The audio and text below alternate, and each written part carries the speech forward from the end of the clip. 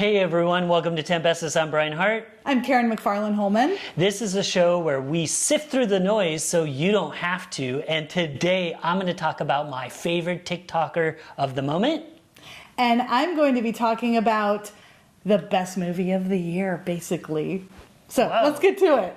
My next cool sheet. I'm going to be talking about a TikTok account. I don't know if this person has any other, I'm sure they have other outlets now, but I first heard them on TikTok, and it's Your Pal Austin is his name. His name is Austin Archer. So he's a TikTok star. He has almost 700,000 followers at time of recording, 13.1 million likes.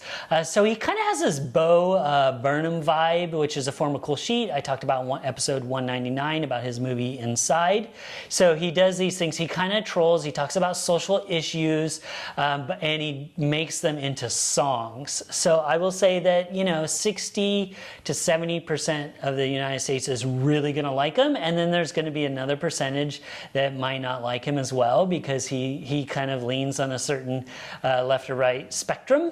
But the fact that he makes them into songs, so it's one thing just to troll people to get angry or argue, or even just talk about facts and science and things like that are important. But the fact that he just does them in songs makes it so much more funny. And in fact, he just released an album a few days ago at time of recording. So some of his songs include Congratulations, Vaxxed, Nobody Cool Likes Tucker Carlson, and America Sucks, S-U-X. And so you probably now know where he leans.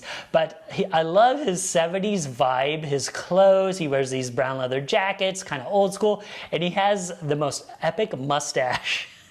It's kind of awful and kind of awesome, but the songs, I'm going to link a couple of my favorite ones, and I know that some of these are going to be triggering, like America Sucks, but trust me, just listen to it. There are going to be people that hate it, and a lot of people that are going to love it, because it sucks because of you is kind of the next tagline, and all of his other songs are so good. Definitely check out Your Pal Austin. I've never heard of Your Pal Austin, but I already love him. Oh my gosh. I can't wait. The one song, like Congratulations, so he'll take a video, like, if you know TikTok, they'll take a clip from someone else and they'll duet it or whatever it's called exactly. But so this was somebody that was like, he basically is like, I'm not going to... I don't even know, because it was so wild to me. It's one of those things that I just can't even relate to. But he wasn't going to, it was something about gender identity for someone he dates. He's not going to conform or whatever.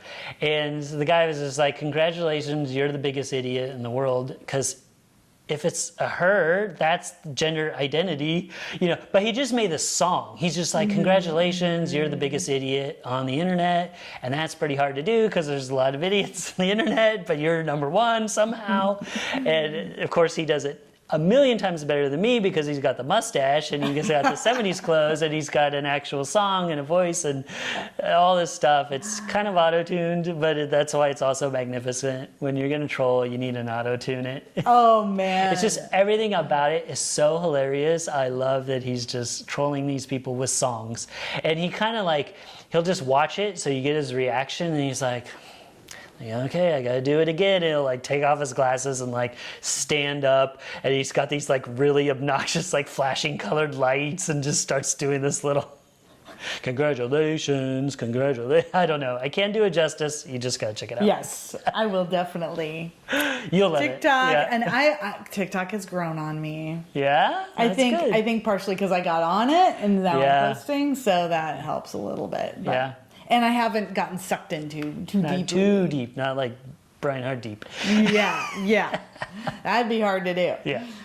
All right. Well, cool. Thanks.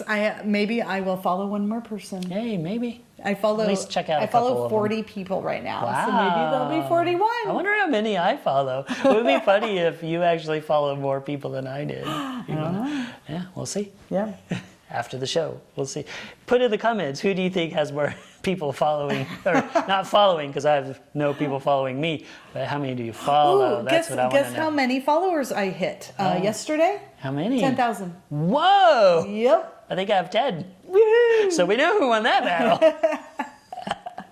Wow, congratulations. That's super Thank cool. you. Thank you. Yeah. I doubled it in just this past week. Dang, yeah, you had another one that going a little viral. A little again. little viral. A little bit viral. Not quite millions, but It's yeah, 250,000, so it's pretty good. it's on its way. It's more than any of mine because I don't have any.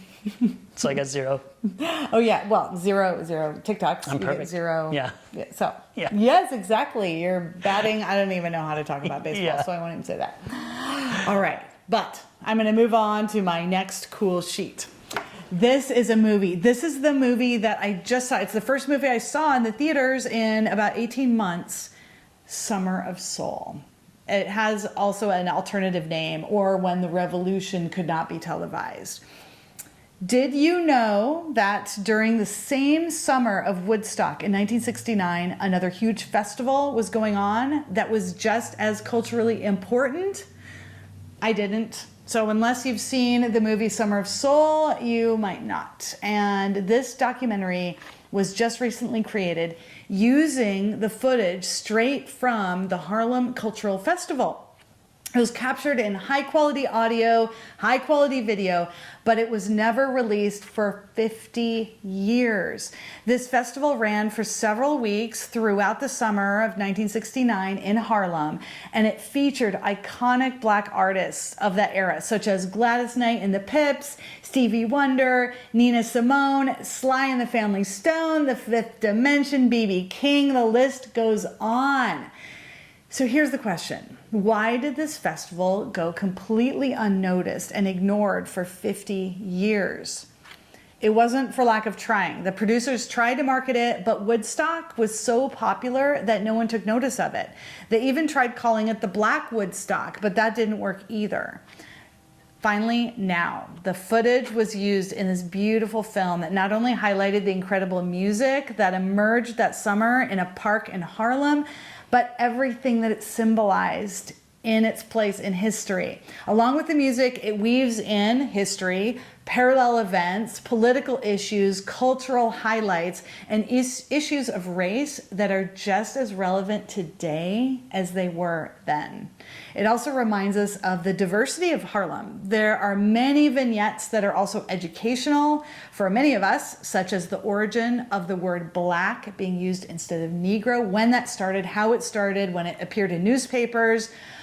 All of this, it is absolutely amazing. I give it 2 thumbs up. Summer of Soul. Oh, I already give it 2 thumbs up.